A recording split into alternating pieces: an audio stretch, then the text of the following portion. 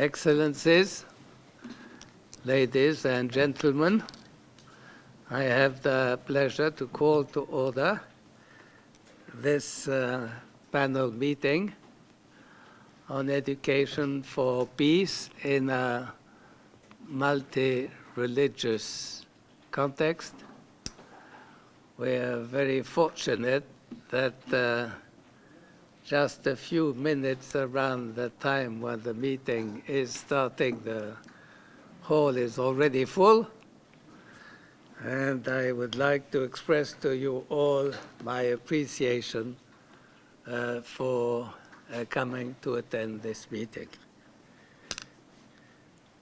It's my honor today to serve as a moderator of the panel, which we are organizing the Geneva Center in cooperation with the World Council of Churches. I would like to welcome you all on behalf of our chairman, Dr. Hanif Al-Qasim, who was prevented from being with us today because of ill health.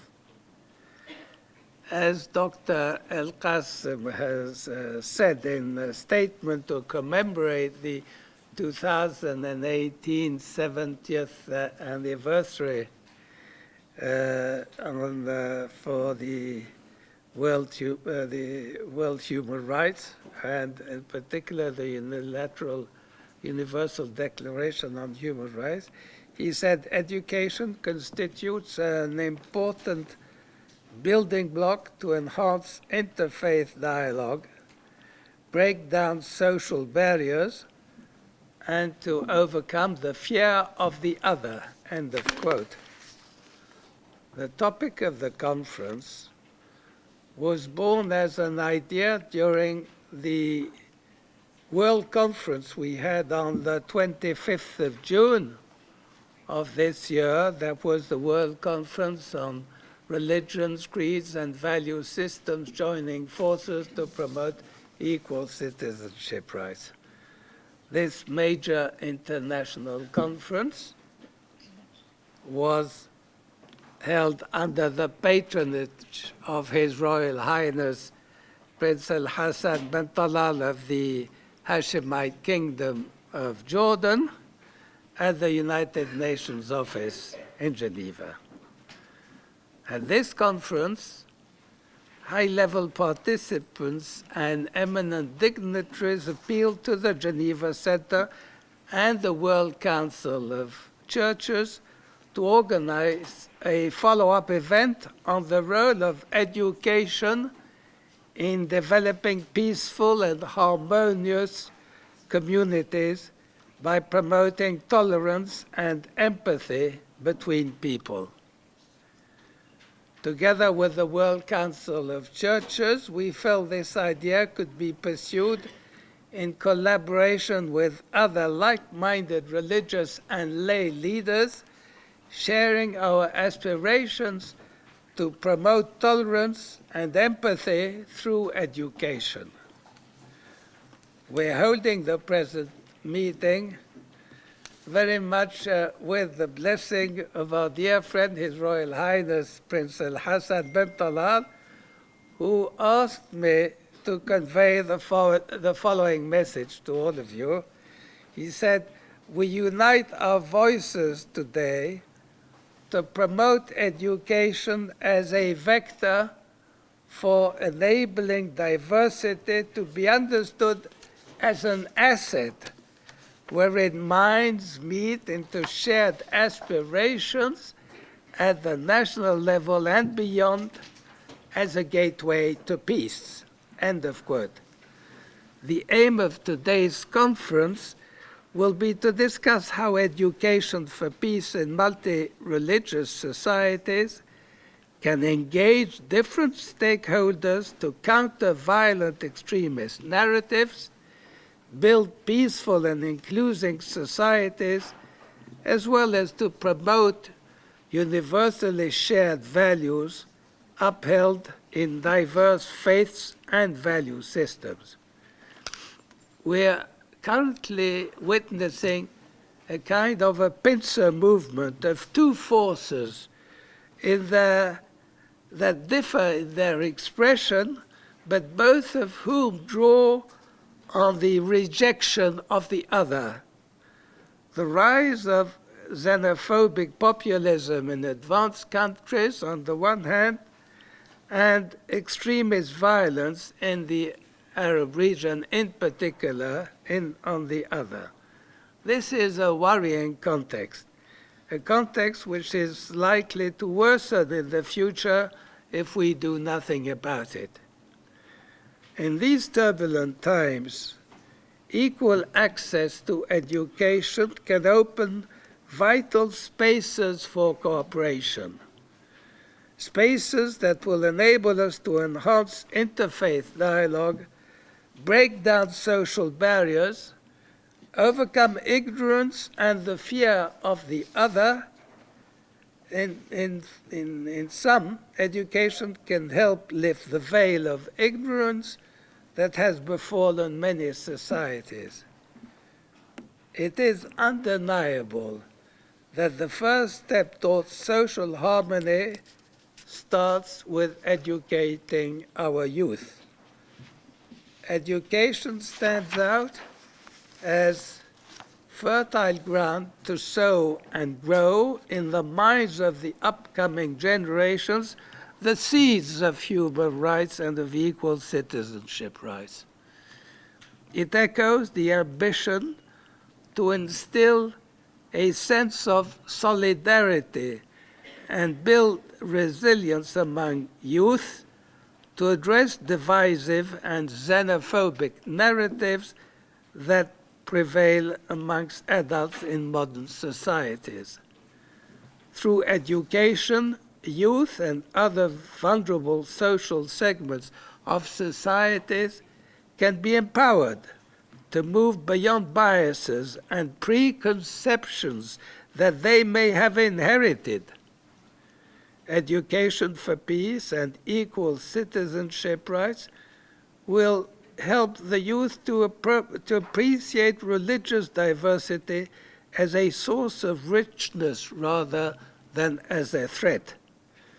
Education and global citizenship in a multi-religious context is part of the fundamental right to education stressed by the Secretary General of the International Catholic Child Bureau, Mrs. Alessandra Aula, on the 3rd of December, when she said, "The violation of the right to education thus involves a violation of all other rights, because ignoring the identities of individuals, groups, and communities means depriving them of the capacity to build their lives, to weave social bonds, and to experience development. And these violations are often responsible for spreading poverty, misery, and violence. Societies must therefore capitalize on the convergence between the major world religions, creeds, and value systems, with the aim of building a culture of peace, empathy, and intercultural dialogue. The synergies of providing access to education built on common universal values makes a strong contribution towards the realization of social stability and peace.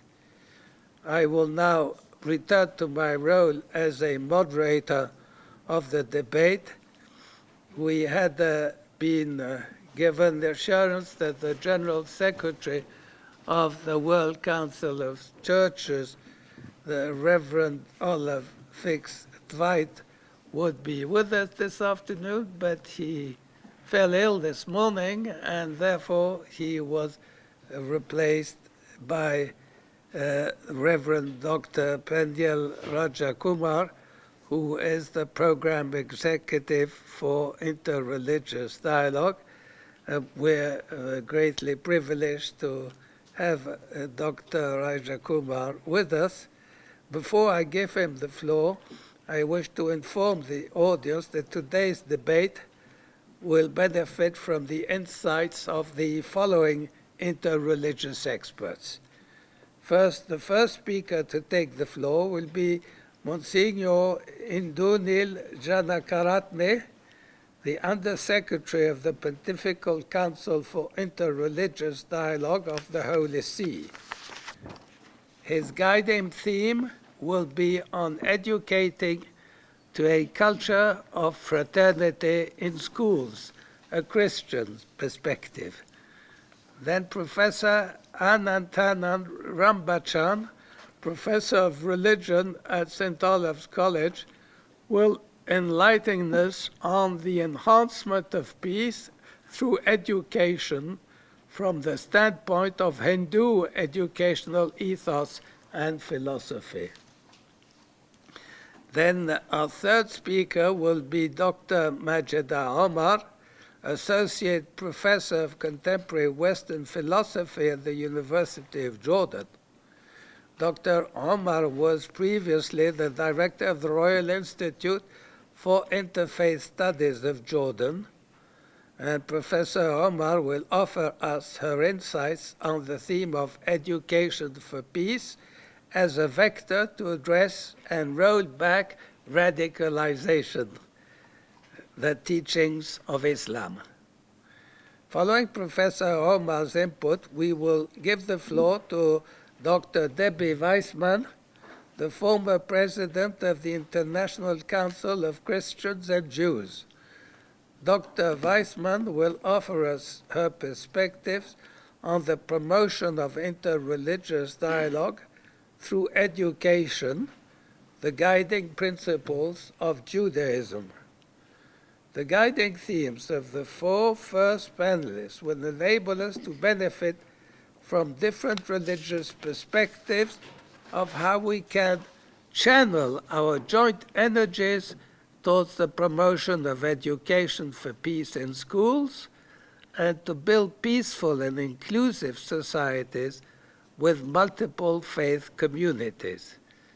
After the contribution from the first round of panelists that I have just mentioned, I'll open for a 30-minute question and answer session. The second part of today's conference will include contributions from subject matter experts who possess practical hands-on experience in the field of peace education. The first speaker to take the floor will be Mrs. Maria Lucia Uribe, Director of Arigato International in Geneva, on ethics education for children. I will then invite Mr. Renato Perti, Senior Program Specialist at the International Bureau of Education, to offer us his insights on the role of UNESCO. The third speaker will be the director and founder of a Geneva-based NGO called Incitare, Mrs. Beris Gwynn. Finally, we will have a film producer, Jan Willems Bult, head of children and youth media and chief editor of Wadada News for Kids, which is an international network based in the Netherlands. His presentation will address the theme of the impact of communication and information technology in children's education, challenges and solutions ahead. The presentation from the panelists will be followed by a second Q&A and concluding remarks from Reverend Rajna Kumar and myself. As we commemorate the 70th anniversary of the Universal Declaration of Human Rights, I'm also suggesting that those interested may wish to sign the declaration entitled Moving Towards Greater Spiritual Convergence in Support of Equal Citizenship Rights, which was adopted as an outcome of the World Conference of 25 June here at the UN on Religions and Equal Citizenship Rights. It's now my pleasure to give the floor to Reverend Rajna Kumar of the World Council of Churches to deliver an opening remark on behalf of Reverend Olaf. So you have the floor. Why is it that the concept of ecumenism is just limited to Christians, whether Catholics or Protestants? Ecumenism should encompass at least all the Abrahamic religions, including Islam. Perhaps I'd like to say I recognize, I'm grateful to the ambassadors present in the first row here for being with us. It's a great honor to have you. There's something in violence is sometimes in the soul, and then it comes out in society. It reminded me of the convergence between the secular and the religious approach, and the preamble of UNESCO's charter, which says, since wars begin in the minds of men, it is the minds of men, in the minds of men, that the defenses of peace must be constructed. So this is a very striking convergence. And what you said also about violence in the family, it's particularly striking that if you advocate peace in society, you have to advocate peace in the family. And that violence against women in the family, which is rife not only in a particular region, but across the world, is what begets violence in society. You have referred to Gandhi. Gandhi was an advocate of understanding between Buddhists and Muslims, a strong advocate. When we look at the situation in the region today, and we see some tension between Hindus and Muslims, we tell ourselves, were it for Gandhi, that would not happen. So we express our hope that this spirit of understanding and this humility that you mentioned, the humility to be interpreted as not thinking that the truth that you have is the only one, but that it's only part of truth. The Emir Abdul Qadir, one of our national heroes, said, when I look at this light, I see it from this angle, and it looks, I have one picture. You're sitting over there and you see it from another side. You see a different picture, but it's the same light. Where we should strive to promote such a vision. And you mentioned dignity. Dignity is not the result, as we commemorate the UDHR, dignity is not the result of implementing the Universal Declaration. Dignity is what made the Declaration. Dignity is what caused the human rights to exist, because dignity is something that is inherent in human nature. And we are self-realization, self-accomplishment enhances it. But it's by virtue of our humanity that we have our dignity, and it's because we have our dignity that there are implications, both in terms of our survival, in terms of our interaction with others, and in terms of our spiritual pursuits.